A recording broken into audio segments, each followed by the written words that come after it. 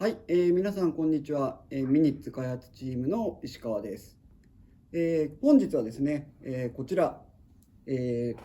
マルチセルチャージャープロ、スピードハウスブランドで、この度発売となります。前回一度動画でご紹介したんですけども、いよいよ、ほぼ完成というふうになりましたので、ご紹介いたしたいと思います。はい、パッケージはまずこのような感じとなりました。はい。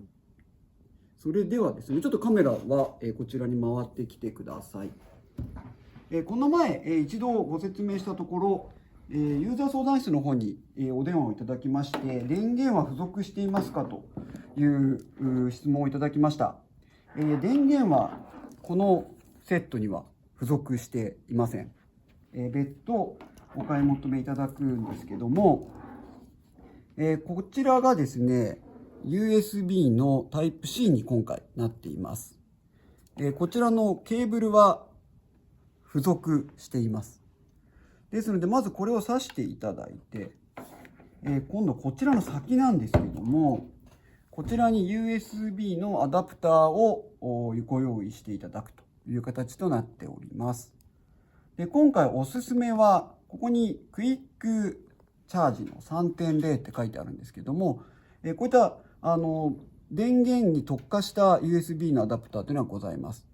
これちょっと今日やってみたいと、どういう違いがあるのかをご説明したいと思います。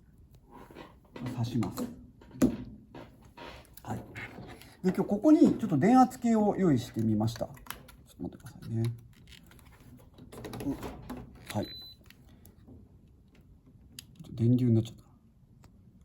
た。見ていただくと今これ 5.2V ですね。USB は基本的に 5V なのですけども、こちらにこのチャージャーの差し込みます。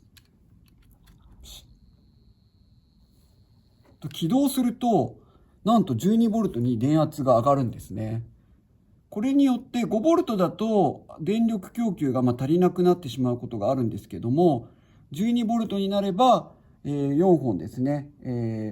電池セットしても高い電流まで上げることができるようになります。今回はこのクイックチャージ 3.0 という規格のものを使ってます。こちらがおすすめとなっています。はい、まず一つがこの、アダプターのご紹介ですね。こちらも合わせてご用意いただけるといいかなというふうに思っております。そして、こちらも今回はきちんともう本物のパネルになってですね、これさっき私ここちょっと引っ張ってみたんですけど、この買った時はこれ1枚ですね、フィルムがあるので、これをぜひ剥がしてお使いください。で、以前のマルチセルチャージャーにはここに1枚上に貼るプラスチックのやつがあったんですけど、あれが結構ギタギタになるので、すいません、今回は付属しておりません。はい。そして、ちょっと機能をですね、ご紹介していきたいと思います。まず、ここを長押ししていただくと。で、まず最初に、マルチセルチャージャー、現行品、こちらですけど、大きく変わったところがございます。基本操作で、以前これをリクエストをいただいてたんですけども、基本的には電源を切る前の状態を全て記憶しています。忘れなくなりました。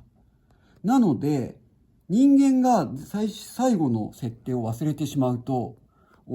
正しく充電されないことがあります。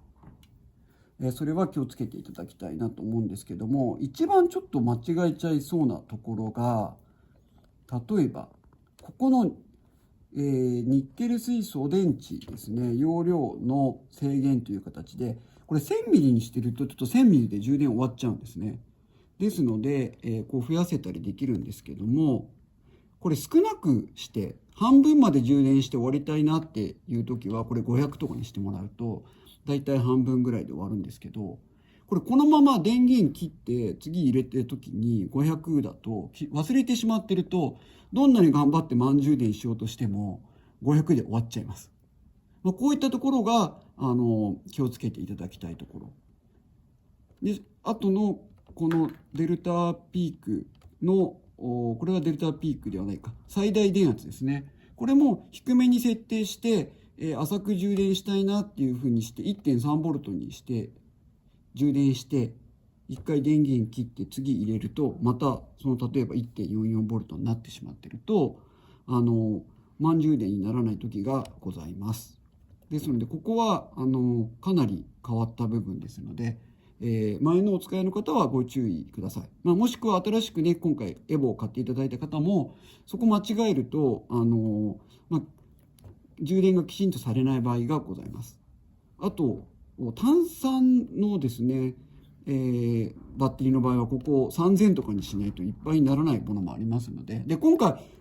トレイがついてないので、充電器自体は単酸と単4を区別できていません。なので人間がこれちょっと調節してあげなければいけなくなっております。はい。だいたい1100ぐらいにかけておけば、まず単4の電池の場合は大丈夫かなというふうに思います。この辺が大きなところですかね。あとはこの活性化充電とかをオンにすると、してしまうと、いきなり一回放電しようとしたりとかですね、ちょっとそういう機能も入ってますので、この辺もご注意ください。はい、あとこれは容量制限ですね。例えば、1100にした時にこれオンかオフかっていうのはここで切り替えられるので、オフにしていただくと永遠にデルタピークが出ないと入り続けちゃうから、危険というのもありますので、それは自由にこれちょっと使い分けていただけたらというふうに思います。今戻ります。はい。で、今度これをセットしていきますが、トレイはね、なくなりました。前はね、こういうトレイを1個つけてたんですけど、これは今回はいらなくなっております。このようになっていただきます。で、バッテリータイプはオートっていうのもあるんですけど、ニッケル水素の時はきちんとニッケル水素にまず選んでいただいた方がいいかなというふうに思います。はい。それからモードは、充電、放電、それからサイクルでディスチャージしてからチャージ、チャージしてからディスチャージ、ディスチャージっていう分かりにくいですかね。放電してから充電、充電してから放電、順番を切り替えられる。それから分析っていうのは、チャージ、ディスチャージ、違うか。放電、充電、放電して1回分ですね、サイクルをして容量を調べることができます。活性化っていうのは、なかなか最初電池を使わないでしばらく置いておくと、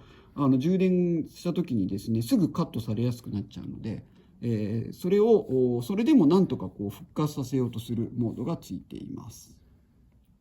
はい。で、ちょっと充電を見ていこうと思います。充電の電流、オートっていうふうにこれなってますけども、オートは 0.8 が標準設定になってます。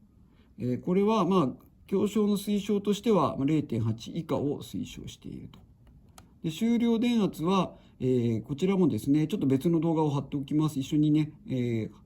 概要欄に貼っておきますけども、充電の深さという形になります。これもマイナス 5mV がこれは推奨してますけども、浅くすることによって電池を傷めないとか、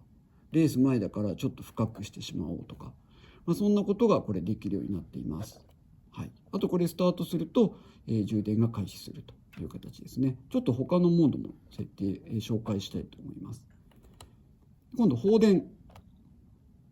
はい。放電するときは、こちらは充電電流。これ1アまで単4の場合はできます。ただ、本体の電圧が下がってくると、常に1アをキープできるわけではなくて、中の抵抗が固定抵抗なので、ちょっと減る場合がございます。それから、ここが新しく追加された機能。放電時間無制限っていうのは、この指定したですね、0.90V になるまで、放電を続けるんですけど、これ時間で今度区切ることができます。ミニッツの予選だと3分とかがありますので、これ3分間に設定して放電してあげると、電流も合わせてあげなきゃいけないですけど、3分間をレースした時に、どんな電圧の落ち方をするのか、平均電圧がいくつになるのかとか、そういうことが調べることができます。これ終了電圧が 0.9V。これも今回変えられるようになっているというのが新しいところですね。はい。これちょっと放電はね、新しい表示になるので、ちょっとスタートしてみたいと思います。はい。このように始まっていきます。で、一番右に 0.89 上がって、これが放電している電流値ですね。でそしてこの 1.25V というのが今の2をどんどん下がっていってますけど、電圧。それからこの 1.25V というのが、その平均放電電圧ですね。この時間に対して平均でどれだけ電圧が高いかという形になります。で、電池のパンチを見るときには、この放電平均電圧を参考にすると一番わかりやすいと。それから、これがマイナスで今放電しているので容量が出ています。そして放電時間。で、これもう一個押してあげると、電池の温度と電池の中の抵抗値ですね、内部抵抗を見ることができると。それからここは 12.1V というのが入力している電圧ですね。で、これは今、電気食ってないんですね。なので 0W になってまして、30度の本体電圧ということが分かるようになっています。ちょっとこれは一回終了します。もう一回挿してみましょう。そうすると今度は、このディスチャージチャージっていうのを見たいかなと思います。これは放電ディスチャージしてからチャージ充電するっていう意味ですけども、これがですね、先ほどと同じ充電終了が 0.9V まで、充電電流が 0.8A、そして放電の電流が 1A、